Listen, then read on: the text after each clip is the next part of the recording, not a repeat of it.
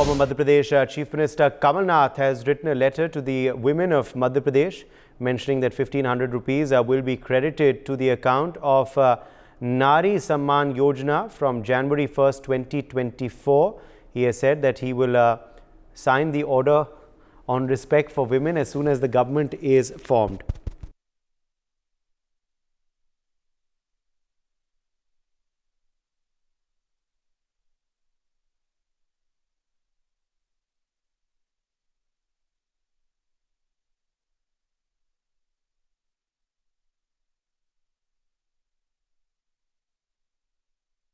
Nath writing a letter to the women of Madhya Pradesh.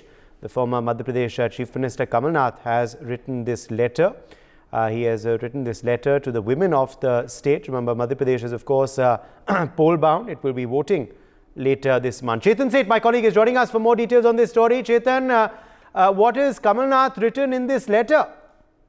देखिए, साफ तौर पर जिस तरीके से अब चुनाव नजदीक आ गया है और कमलनाथ लगातार महिलाओं को साधने की कवायद कर रहे हैं, क्योंकि जिस तरीके से कांग्रेस ने अपना वचन पत्र जारी किया था, उन वचन पत्रों में खासतौर पर जिन मुद्दों का जिक्र किया था, उन मुद्दों को कमलनाथ ने एक बार फिर दोहराया है और पत्र में लिखा है कि इस पत्र के माध्यम से मैं आपको वचन देता हूं कि आगामी 1 जनवरी 2024 से आपके खाते में हमारे घोषणा पत्र के अनुसार 1500 रुपए प्रति महीना जमा होने लगेंगे। यानी कि महिलाओं के अकाउंट में कमलनाथ की ओर से दावा किया गया है कि जैसे ही सरकार बनेगी, उनकी ओर से जो है नई साल से जो है सभी मध्य प्रदेश की तमाम जो महिलाएं हैं उनको 1500 रुपए मिलने लगेंगे।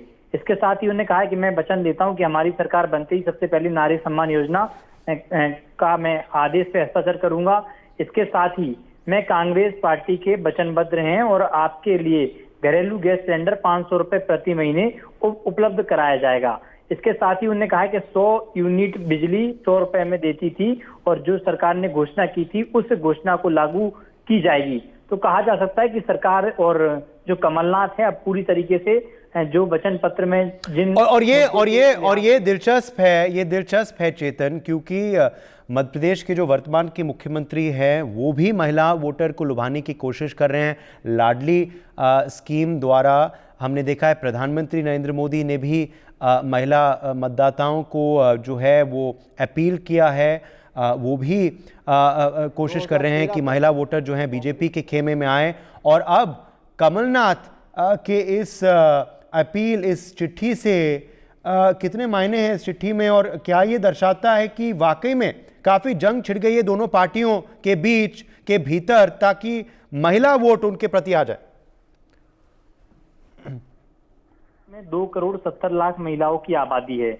ऐसे में दोनों ही राजनीतिक पार्टियां चेतन बने रहिए आप हमारे संग। केंद्र मंत्री अनुराग ठाकुर इस वक्त बोल रहे हैं मध्य प्रदेश पर। केसीआर को अब तो ये सुना जा रहा है कि बीआरएस ही टिकटें बांट रही है कांग्रेस पार्टी की। पैसा भी जो कर्नाटक से आ रहा है उसका सीधा चर्चा बीआरएस और कांग्रेस से हो रही है। तो ये लिंक कर्नाटक और तमिलनाडु का बीआरएस और कांग्रेस से जुड़ रहा है, ये स्पष्ट दिखा रहा है कि टिकटें भी बीआरएस ही कांग्रेस की तय कर रही हैं। कौन लोग बीआरएस में आए वापस चले गए, कौन कांग्रेस से बीआरएस में आ गए, ये स्पष्ट दिख रहा है कि कांग्रेस का और बीआरएस का आपसी तालमेल हो गया है। सर, बीसी मुख्यमंत्री बनाने पर सर बयान ये आ रहा है कि बीसी वुमेन रिजर्वेशन में बीसी को जगह नहीं दी गई और कई सारे ऐसे वादे हैं जो बीसी को भारतीय जनता पार्टी कांग्रेस ने कई वर्षों तक देश की महिलाओं को झूठे वायदे किए, लेकिन मोदी जी ने नारी शक्ति बंधन बिल लाकर विधानसभा और लोकसभा के लिए 33% आरक्षण महिलाओं को दिया है, जो ऐतिहासिक है। इसका स्वागत देश भर में हुआ है।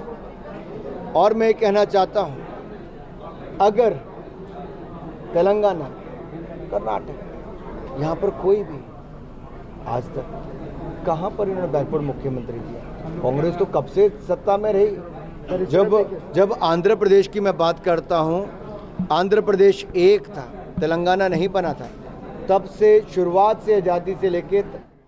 अनुराग ठाकुर वहां अपना बयान दे रहे थे तेलंगाना के संदर्भ में, मगर ये मध्य प्रदेश पे भी लागू होता है क्योंकि महिलाओं प्रति जो है वो जंग छिड़ गई है। चेतन, सॉरी हमने आपको इंटरप्ट किया। चेतन, क्या जानकारी दे सकते हैं आप हमें, ये जो कमलनाथ वर्सेस शिवराज वर्सेस अब अनुराग ठाकुर भी इस पे बयान दे रहे हैं, विमेन वोटर को कहीं ना कहीं साधने का प्रयास है ये? चेतन, कि बिल्कुल दोनों ही राजनीतिक पार्टियां महिलाओं को साधने की कोशिश कर रही हैं, क्योंकि मध्य प्रदेश में 2 करोड़ 70 लाख महिलाओं की आबादी है।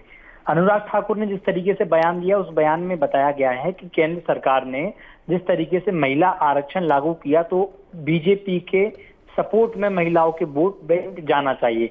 लेकिन मध्य प्रदेश की तस्वीर कुछ अलग है। मध्य प्रदेश में विधानसभा चुनाव है और ऐसे में उमा भारती ने प्रधानमंत्री नरेंद्र मोदी को एक पत्र लिखा था और मुख्यमंत्री शिवराज सिंह चौहान को भी एक पत्र लिखा था और उस पत्र में मांग की गई थी कि जिस तरीके से जो आरक्षण केंद्र सरकार ने लागू किया है, उस आरक्षण के हिसाब से मध्य प्रदेश में विधानसभा सीटों में भी महिलाओं को उतना आरक्षण मिलना चाहिए।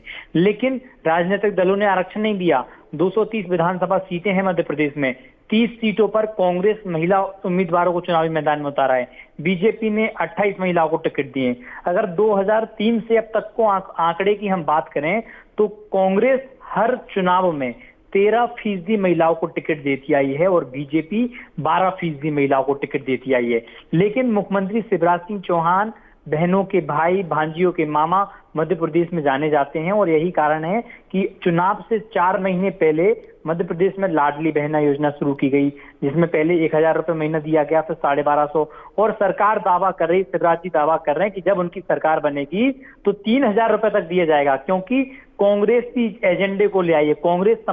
कांग्रेस ने जब एजेंडा लाया 450 रुपए का, अपने कमलनाथ से 5 वचन रखे, उसके बाद शिवराज जी ने घोषणा कर दी कि हम 500 रुपए का सिलेंडर हम देंगे। तो मध्य प्रदेश तो कहा जा सकता है कि दोनों ही राजनीतिक पार्टियां जद्दोजहद में लगी हैं कि महिलाओं को पहले में यानी कि कौन सी राजनीतिक पार्टी महिला को साथ सके। हालांकि मध्य प्रदेश में जिस तरीके से महिलाओं को 1250 रुपए दिया जा रहा, तो एक तरफ तस्वीर कहां पे कई तरह महिलाएं खुश भी हैं क्योंकि उनको 1250 रुपए अकाउंट में मिला है, लेकिन दूसरी तरफ एक ऐसी भी महिलाएं हैं जो पढ़ी लिखी महिलाएं, उनका साफ कहना है कि मध्य प्रदेश में चुनाव नजदीक आ गया तो सरकार 1250 रुपए हमें देने लगी, यानी कि हमारा वोट खरीदना चाहती है। तो ऐसी भी मध्य प्रदेश में तस्वीर सामने आई। अब देखना होगा कि आखिरकार 17 तारीख को मध्य प्रदेश में मतदान है तो महिलाओं की वोटिंग कहां जाता है।